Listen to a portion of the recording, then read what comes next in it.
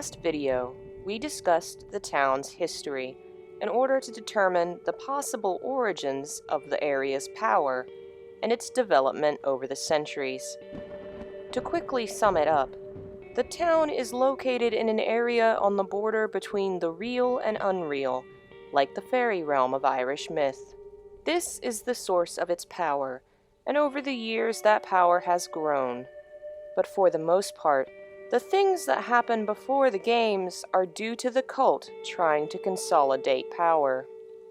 Now we come to the modern day and the events of Origins, and later, Silent Hill 1. The major takeaways from these games are as follows. Alessa is in control of most of the events, and when she's not, it is usually due to Dahlia interfering. The town itself isn't much active at this point. But after these events, when the god is defeated and Harry leaves, that is when the town is truly born. Alessa changes everything. In the years of Origins and Silent Hill 1, she pours so much of her own power, her own suffering and misery into the town that it truly takes on a life of its own. The appearance of the otherworld and the monsters take form from Alessa's life and imagination.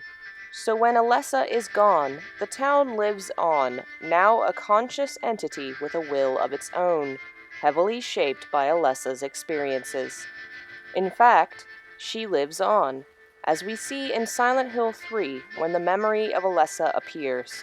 After the fight, you can find writing on the ground that implies that the memory really was some form of Alessa, trying to stop Heather from giving birth to God. But Alessa is no longer in charge. Now the town is. We see this in Silent Hill 2, where there are no cult members or magic powers involved in the story. The source behind James's misery is entirely the town, manipulating the world around it. That will only be true one more time in the series, in Silent Hill Downpour. The rest of the games have some extenuating circumstances which involve someone outside the town, which means Silent Hill 2 and Downpour are the best places to examine the motivations and powers of the town itself. Let's begin to discuss the rules and laws that define the town and how it operates. The town is a mirror.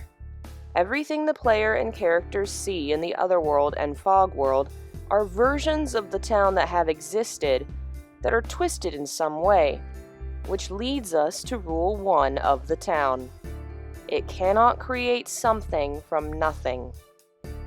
Everything the town does is based in something.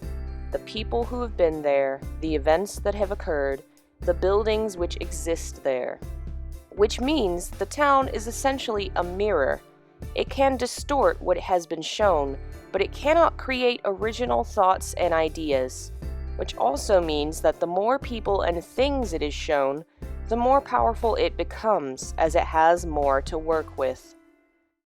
The town has a moral code it works by that is formed by Alessa's experiences. She suffered terribly at the hands of the powerful and those with influence, and now, those who make others suffer are punished. This leads us to rule number 2. Silent Hill protects children. Laura is the first example, but there are others. Why don't we talk about Homecoming?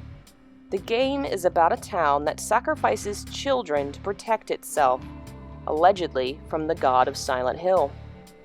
But what were they really protecting themselves from? When the 4 founding families left the cult and the town and crossed the lake, they were fearful of the zealots they'd left behind coming after them. They performed the ritual to keep the original cult out, and it worked. By the time the barrier fell in Homecoming, the cult in Silent Hill was essentially dead. So what came after them? The town did. The town does not like child abuse or the murder of children. Who does? But it responds to such things with the greatest amount of violence. Everyone in Shepherd's Glen dies. It is heavily implied everyone in town knew about the sacrifices, and so they are all guilty. Only Elle, Alex, and Wheeler live because they didn't know.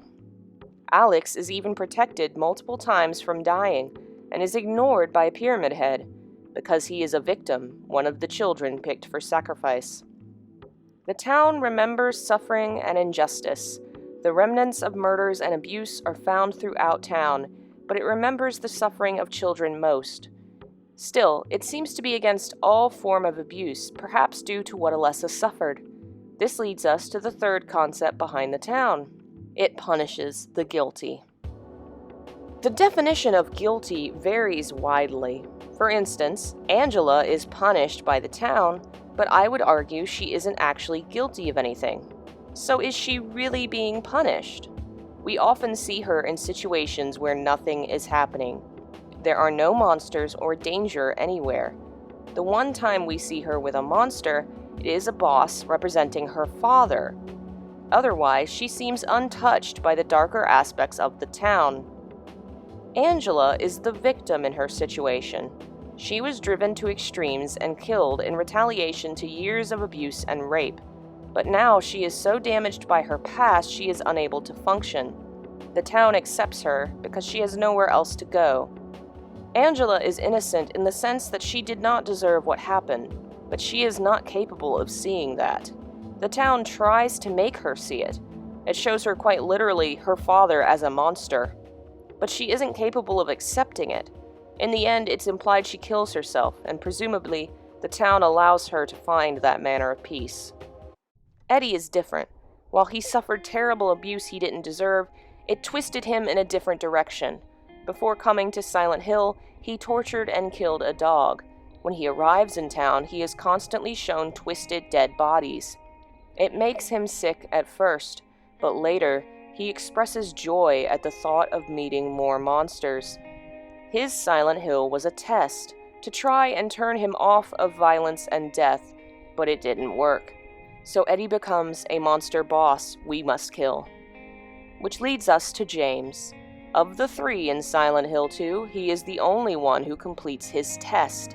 He, like Eddie, is being shown the truth of what he is. But unlike Eddie, he comes to accept what he did and accepts his punishment. The acceptance is what lets him leave Silent Hill, even though, depending on what ending you get, it can be argued James didn't learn anything from his experience. Silent Hill punishes the guilty and tries to help the wrong parties, and it does so in a specific way, which I call the trial. The trial is the actual gameplay the player experiences, and it goes as follows. The call, the summons which the person receives. The person almost always arrives to the town willingly and is drawn there due to being unable to come to terms with their own suffering, either due to something they've done or something done to them. The root problem is usually abuse and death. Once in town, the person must survive by performing certain deeds, which demonstrate the following. Endurance, by surviving the long exploration of town. Problem solving, by working through obstacles, puzzles, and riddles. Physical combat and evasion, by either fighting or running from monsters. Morality, based on the character's choices, behaviors, and responses to certain stimuli. Risk-taking, acting in spite of fear and doubt. If the person can make it through and display all of the above, they will survive to the end game, where they must come to terms with some sort of truth. This may be a truth about themselves, their life, or the life of a loved one. If they can come to terms with it and accept the truth, they will be set free and allowed to leave town, even if the behaviors that led them there in the first place haven't changed. Why these challenges? In-game, it makes some sense.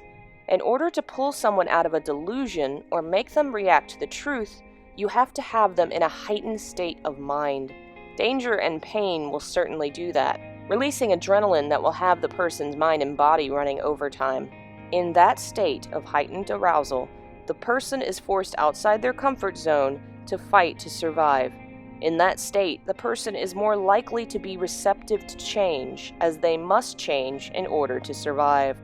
Outside of gameplay, these various points are all very indicative of the hero's journey.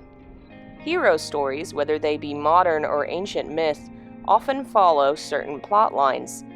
The hero's journey comes from Joseph Campbell's idea of the monomyth, that all our myths have a common set of themes and ideas, a pattern they follow.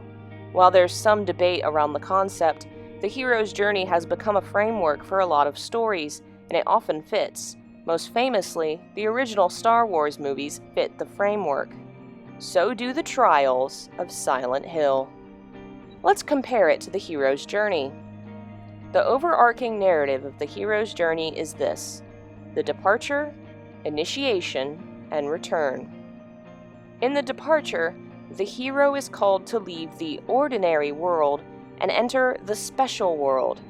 Typically, the hero is reluctant and is forced to leave by circumstance or drawn to leave, usually with the help of a mentor figure.